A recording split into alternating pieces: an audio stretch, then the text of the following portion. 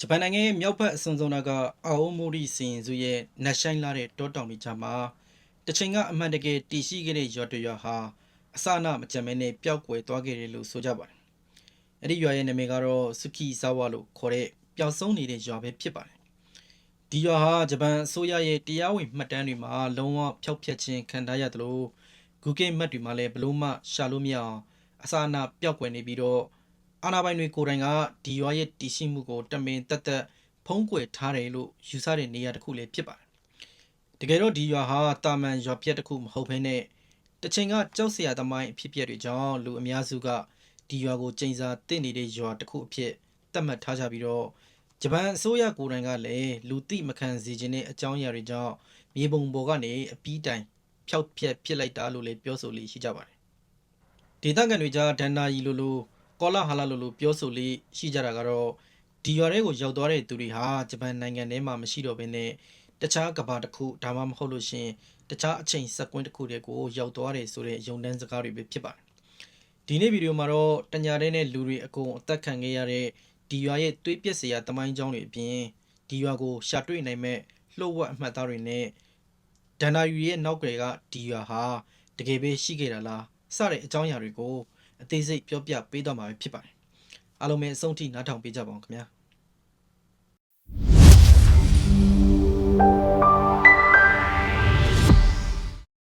ဒီစကီဇာဝါလို့ခေါ်တဲ့ရွာဟာဂျပန်နိုင်ငံအာအိုမိုရီစီရင်စုရဲ့တောင်တန်းတွေထဲမှာရှိတယ်လို့လူပြောများကြပေမဲ့တကယ်တမ်းဒီရွာကိုသွားတဲ့လမ်းကြောင်းကိုတော့ဘယ်သူမှတည်တည်ချာချာမသိရှိကြပါဘူး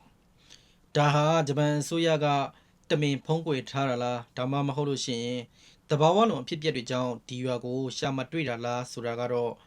ဘယ်သူမှတက်အပ်မပြောနိုင်ကြပေမဲ့ဒီရွာဟာတစ်ချိန်ကတကယ်ရှိခဲ့တယ်ဆိုတာကတော့လူတို့များများကယုံကြည်နေကြပါတယ်။ဒဏ္ဍာရီတွေရဒီရွာကိုရောက်ဖို့ဆိုလို့ရှိရင်တော်လန်အတိုင်းသွားနေရင်းနဲ့ပုံမှန်မဟုတ်တဲ့လမ်းမကြီးကနေခွဲထွက်ပြီးတော့တောနက်ထဲကိုလမ်းမဝင်သွားတဲ့အခါတာမန်မဟုတ်တဲ့ထူးဆန်းတဲ့အမှတ်အသား၃ခုကိုစတင်တွေ့တတ်တယ်လို့လည်းပြောဆိုလေးရှိကြပါတယ်။ပထမအဦးဆုံးတွေ့ရလေရှိတဲ့အမှတ်အသားကတော့ဟောင်းနှွမ်းပျက်စီးနေတဲ့တိုရီလို့ခေါ်တဲ့ကြောက်တိုင်ကြီးတွေနဲ့လှုပ်ထားတဲ့မုတ်ဦးကြီးပဲဖြစ်ပါတယ်။တာမန်ဂျပန်နက်ကွန်းတွေမှာဆိုရင်တော့တစ်သားနဲ့လှုပ်ထားတဲ့အနီရောင်တိုင်တွေကိုမြင်တွေ့ရတတ်ပေမဲ့ဒီရွာအဝင်မှာတော့တဘာဝကြောက်တုံးကြီးတွေနဲ့လှုပ်ထားတဲ့ဒီမုတ်ဦးလိုပုံစံကြောက်တိုင်ကြီးတွေကစီးကျူနေတယ်လို့ပြောဆိုလေးရှိကြပါတယ်။ဒုတိယအမှတ်အသားကတော့အဲ့ဒီတိုရီလို့ခေါ်တဲ့မုတ်ဦးပုံစံကြောက်တိုင်ကြီးတွေရဲ့ခြေရင်းမှာလူဦးကောင်းပုံတံကြောက်တုံးကြီးရှိတယ်ဆိုတဲ့အချက်ပဲဖြစ်ပါတယ်။ဒါဟာဒီနေရာမှာဖြစ်ပွားခဲ့တဲ့ရက်ဆက်လွန်တဲ့တည်ခြင်းတရားတွေကိုလာရောက်တဲ့သူတွေသိအောင်တတိပေးနေတာလို့လည်းပြောဆိုလေးရှိကြပါတယ်။နောက်ဆုံးတွေ့ရတဲ့အမှတ်သားကတော့တန်ကြီးတက်နေတဲ့၆ချမ်းစရာကောင်းတဲ့ဆိုင်းဘုတ်အဟောင်းကြီးတစ်ခုပဲဖြစ်ပါတယ်။ဒီဆိုင်းဘုတ်ပုံမှာတော့တုံရင်နေတဲ့လက်ရည်တွေနဲ့ရေးထားတဲ့ဒီနေရာကနေရှေ့ဆက်သွားရင်တင်းကြီးအသက်ရှင်တန်မှုကိုအာမမခံပါဆိုတဲ့စာသားတွေပဲဖြစ်ပါတယ်။ဒီလိုအမှတ်သားတွေနဲ့နေရာကိုတွေ့ရပြီဆိုရင်တော့ပျောက်ဆုံးနေတဲ့စကီဆာဝရွာကိုခြေချမိလိုက်ပြီလို့လည်းပြောဆိုလေးရှိကြပါတယ်။ဒီစကီဆာဝရွာရဲ့တည်ရှိမှုကိုပျောက်ဆုံးစေတဲ့အဖြစ်အပျက်ကတော့ရှောဝါခေတ်အစောပိုင်းဖြစ်တဲ့1930ပြည့်လွန်နှစ်ဝန်းကျင်ရဲ့အေဂျင့်နဲ့ညတညမှာရွာသားတစ်ယောက်ဟာအကြောင်းရင်းမရှိဘဲနဲ့ရုတ်တရက်ယူသွတ်သွားပြီးတော့ဒါပစိန်စတဲ့လက်နက်တွေကိုကင်ဆောင်ပြီးတော့အိမ်တိုင်းကိုတအိမ်တက်ဆင်အိပ်ပျော်နေတဲ့ရွာသူရွာသားတွေကိုတယောက်ပြီးတယောက်ဝင်ရောက်တပ်ဖြတ်ပစ်ခဲ့ပါတယ်။အပြစ်မဲ့တဲ့ကလေးငယ်တွေတောင်ဒီတပ်ဖြတ်မှုကနေလွတ်မြောက်ခြင်းမရှိခဲ့ပေတဲ့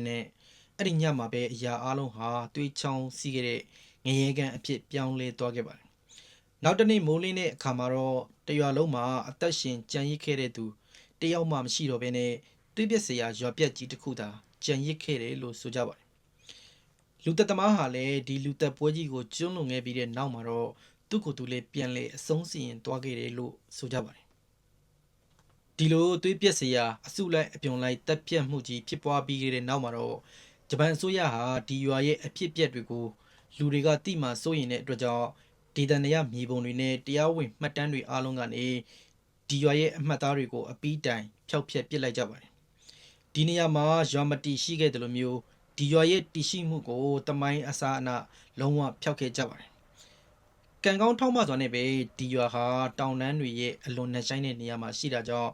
အစိုးရအတွက်အမှန်တရားကိုဖုံးကွယ်ဖို့ပို့ပြီးတော့ဘယ်ကူသွားခဲ့ပါတယ်ဒါပေမဲ့အစိုးရအနေနဲ့စာရွက်စာတမ်းတွေကိုပဲဖျက်ဆီးလို့ရနိုင်ပေမဲ့ဒီနေရာမှာဖြစ်ပျက်ခဲ့တဲ့သွေးစွန်းခဲ့တဲ့တမိုင်းကြောင်းတွေကိုတော့လုံးဝဖျောက်ဖျက်လို့မရခဲ့ပါဘူး1990ပြည့်နှစ်တွေမှာအင်တာနက်ထွန်းကားလာတဲ့အမျှစကီဇာဝါရွာနဲ့ပတ်သက်တဲ့ကိုတွေ့ဖြစ်ရမှန်ဆိုတဲ့ဇာတ်လမ်းတွေဟာမြို့ပြဒဏ္ဍာရီတွေအဖြစ်စတင်ပြန့်နှံ့လာခဲ့ပါတယ်။အဲ့ဒီချိန်ကစပြီးတော့လူအများပြားဟာကိုယ်တိုင်ကိုကြရွာကိုတွားရောက်ရှာဖွေခဲ့ကြပြီးတော့သူတို့ရဲ့တွေ့ရှိချက်တွေကိုအင်တာနက်လူမှုကွန်ရက်တွေမှာဖြန့်ဝေခဲ့ကြပါတယ်။အဲ့ဒီတည်းမှာဒီရွာနဲ့ပတ်သက်ပြီးတော့လူပြောအများဆုံးဖြစ်တဲ့ဇုံတွဲတွေရဲ့ထိတ်လန့်စရာအဖြစ်အပျက်တစ်ခုရှိခဲ့ပါတယ်သူတို့ဆောင်တွေဟာဒီတော်လန်နဲ့မှာလမ်းမှားပြီးတော့ရွာဝင်ကဒီဒိုရီလို့ခေါ်တဲ့ကြောက်တုံးတွေနဲ့ပြုလုပ်ထားတဲ့မုံဦးကြီးနဲ့မုံဦးရဲ့အောက်ခြေမှာရှိတဲ့ဒီဥကောင်းကွန်ပုံစံကြောက်တုံးကြီးကိုကြော်ဖြတ်ပြီးတော့ရွာရင်းကိုရောက်ခဲ့ကြတယ်လို့ဆိုပါတယ်သူတို့ဟာနှစ်ပေါင်းများစွာစွန့်ပစ်ထားလို့ဟောင်းနှံပျက်စီးနေတဲ့အဆောက်အုံတွေရဲ့တစ်ချိန်ကဖြစ်ပွားခဲ့တဲ့ရက်ဆက်လွန်တဲ့လူတပ်ပွဲကြီးကိုတက်တည်ပြတယ်လို့မျိုးနေရန်ဒီပေါ်မှာထင်ကျန်နေစေဖြစ်တဲ့သွေးကွက်တွေကိုမြင်ခဲ့ရတယ်လို့ဆိုခဲ့ပါတယ်။ဒါပေမဲ့သူတို့ဒီရွာတွေကပြန်ထွက်ဖို့စူးစမ်းတဲ့အချိန်မှာတော့သူတို့နောက်ကိုအမှောင်တဲကနေတစုံတစ်ခုကလိုက်လာခဲ့ပြီးတော့ဒီသူတို့ကားထဲကိုအတင်းပြေးဝင်တဲ့အချိန်ထိကားမှန်ပေါ်မှာလက်သေးတွေနဲ့ကုတ်ချစ်တန်တွေကိုဇက်တိုက်ကြားနေခဲ့ရတယ်လို့လည်းဆိုပါတယ်။နောက်တစ်နေ့မနေ့ရောက်တဲ့အခါမှာတော့သူတို့ရဲ့ကားတစ်စီးလုံးမှာလူမဟုတ်တဲ့အလားဒီထူးဆန်းတဲ့လက်ပွေရာတွေပြည့်နှက်နေခဲ့တယ်လို့လည်းစိုးရင်ထဲလန့်စွာပြန်လေပြောပြခဲ့ပါတယ်။ဒါပြင်2000ခုနှစ်မှာရိုက်ကူးတင်ဆက်ခဲ့တဲ့ခိစေခိတိုင်ခန် MV11 လို့ခေါ်တဲ့ TV အစီအစဉ်တစ်ခုကနေအာအိုမိုရီခရိုင်ထဲမှာနေမကဘဲနဲ့ဂျပန်တနိုင်ငံလုံးမှာဒီပျောက်ဆုံးနေတဲ့ရွာကိုရှာဖွေခဲ့ပေမဲ့မတွေ့ခဲ့တဲ့အတွက်ကြောင့်မလို့ဒါဟာ Space Time Warp လို့ခေါ်တဲ့အချိန်နဲ့အာကာသကွင်းဆက်ထဲမှာရှိနေတာကြောင့်ရှာမတွေ့ခဲ့တာလို့ကောက်ချက်ချခဲ့ပါတယ်။ဒါဟာစုကီဆာဝရွာရဲ့ဒဏ္ဍာရီကိုလူတန်းပေါင်းများစွာကြားပြန့်နှံ့သွားစေခဲ့ပြီးတော့ယနေ့ထိလူပြောများတဲ့အကြောင်းအရာတစ်ခုဖြစ်လာခဲ့ပါတယ်။ဒါပြင်ဒီဒဏ္ဍာရီရွာရဲ့လွှမ်းမိုးမှုဟာဒီလောက်နဲ့တင်ရက်တက်မသွားခဲ့ပါဘူး။ဒီရွာအကြောင်းကိုအခြေခံပြီးတော့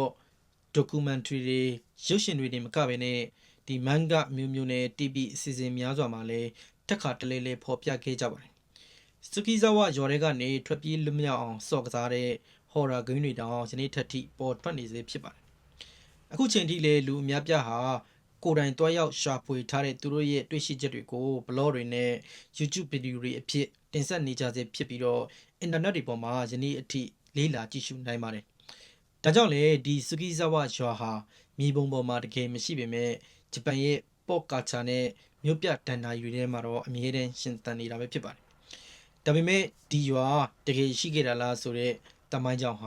မတိကြသလိုဒီရွာကိုတကယ်ရောက်ဖူးတယ်ဆိုတဲ့သူတွေလည်းအခုထိမရှိသေးပါဘူး။တကယ်တော့ဒီစုကီဇာဝရွာဆိုတာကျင်းစာတင့်နေတဲ့တဘာဝလွန်ရွာတရွာမဟုတ်နိုင်သလိုတကယ်ရှိခဲ့ပါတယ်ဆိုတဲ့တမိုင်းအထောက်ထားတွေလည်းမရှိသေးပါဘူး။ဒါပေမဲ့ဒီဒဏ္ဍာရီဟာလုံးဝအချင်းမြင့်မရှိဘဲနဲ့ပေါ်ထွက်လာတာတော့မဟုတ်ပါဘူး။ဒီရွာရဲ့အကြောင်းဟာတကယ်ဖြစ်ရမှန်တမိုင်းကြောင်းနှစ်ခုကိုပေါင်းဆက်ပြီးတော့ဖန်တီးထားတဲ့မြို့ပြဒဏ္ဍာရီတစ်ခုသာဖြစ်နိုင်တယ်လို့လူတွေကကောက်ချက်ချခဲ့ကြပါတယ်။ဒီအာအိုမိုရီစင်စုတွေမှာရှိတဲ့အိုဘာတာကေဇာဝါလို့ခေါ်တဲ့နေမြေထဲမှာဒီခိုဇုခီလို့ခေါ်တဲ့ရောင်ငယ်လေးတွေရွာတကယ်ရှိခဲ့ပူပါတယ်။ဒီနေမြေဟ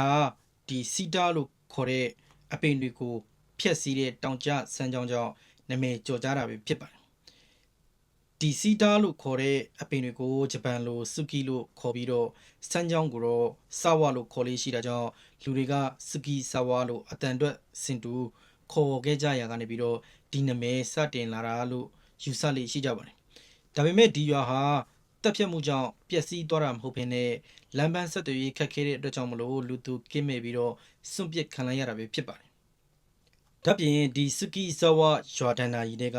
ကလူတက်မှုဖြစ်ရဟာ1938ခုနှစ်မှာအိုခါယာမစီရင်စုဆွယာမမြို့အနီးကခိုမိုလို့ခေါ်တဲ့ရွာတရွာမှာဖြစ်ပွားခဲ့တဲ့ဖြစ်ရနဲ့ထပ်တူကျနေပါတယ်။အဲ့ဒီတုန်းကအသက်22နှစ်အရွယ်မာဆူအိုတိုအီလို့ခေါ်တဲ့သူဟာတညာတဲ့နဲ့ရွာသားအယောက်30ကိုတပ်ဖြတ်ခဲ့ပြီးတော့ကိုလည်းအဆုံးစီရင်သွားခဲ့ပါတယ်။ဒီဖြစ်ရမှန်အကြောင်းကိုသိချင်တယ်ဆိုရင်တော့ကျွန်တော်နောက်ထပ်ဗီဒီယိုတွေမှာဆက်လက်ပြောပြပေးပါမယ်။အင်တာနက်ခေတ်ဥပိုင်းမှာလူတွေကဒီအိုခါယာမမြို့ကဒီကြောက်စရာကောင်းတဲ့ရာဇဝတ်မှုနဲ့ အာအိုမိုရီကရွာပြက်ကြီးအကြောင်းကိုရောထွေးပြီးတော့ဒဏ္ဍာရီအသစ်တစ်ခုဖန်တီးလိုက်တာလို့လည်းလူတချို့ကယူဆလေရှိကြပါတယ်တကယ်တော့ဒီလိုကျိန်စာတင့်ရွာဆိုတာတမိုင်းမှတ်တမ်းတွေမှာရောမြေပုံပေါ်မှာအရင်ကတည်းကမရှိခဲ့နိုင်ပါဘူးတဆင့်စကားတဆင့်နားနဲ့ကောလာဟာလာတွေကြောင့်ပုံမြင်လိုလိုဒဏ္ဍာရီလိုလိုဖြစ်လာတာပဲဖြစ်ပါတယ်အနည်းချောရမယ်ဆိုလို့ရှိရင်တော့စကီဆာဝရွာဆိုတာတကယ်ရွာပြက်တစ်ခုရဲ့တီနီယာနဲ့တကယ်ရာဇဝတ်မှုတစ်ခုရဲ့တမိုင်းကြောင်းကိုပေါင်းဆက်ပြီးတော့ဖန်တီးထားတဲ့စစ်ကီးဝင်ဇလန်တစ်ခုသာဖြစ်နိုင်ခြေများပါတယ်ဒါပေမဲ့ကျွန်တော်တို့တောနက်ထဲမှာလမ်းမသွားရင်းနဲ့ရွာဝင်ကဥငေါခွန်ပုံစံကြောက်တုံးနဲ့ဒီတတိပိန်းဆိုင်းပုတ်ကိုတကယ်တွေ့ခဲ့မယ်ဆိုရင်ကောအဲ့ဒါကတကယ်ပဲဒဏ္ဍာရီတစ်ခုတက်တက်ပဲလို့ယုံကြည်နိုင်ပါဦးမလားဒါကတော့စကီဇာဝါလို့ခေါ်တဲ့ပျောက်ဆုံးနေတဲ့ရွာနဲ့ပတ်သက်ပြီးတော့ဒီအင်တာနက်လူမှုကွန်ရက်စာမျက်နှာတွေမှာလည်းနာမည်ကျော်ကြားတဲ့အဖြစ်အပျက်တွေပဲဖြစ်ပါတယ်အဆုံးထိနားထောင်ပေးတဲ့အတွက်အားလုံးကိုကျေးဇူးအများကြီးတင်ပါတယ်ဒီလိုမျိုးထူးဆန်းတဲ့မျိုးပြဒဏ္ဍာရီတွေအကြောင်းတွေစိတ်ဝင်စားဖွယ်ရာဘ ഹു တုတအကြောင်းအရာတွေကိုနားထောင်ခြင်းနေဆိုရင်တော့ကျွန်တော်ရဲ့ channel လေးကို subscribe လုပ်ပြီးတော့ notification ဘုတ်တန်လေးကိုနှိပ်ခဲ့ဖို့တောင်းဆိုချင်ပါတယ်အဆုံးထိနားထောင်ပေးတဲ့အတွက်အားလုံးကိုကျေးဇူးအများကြီးတင်ပါတယ်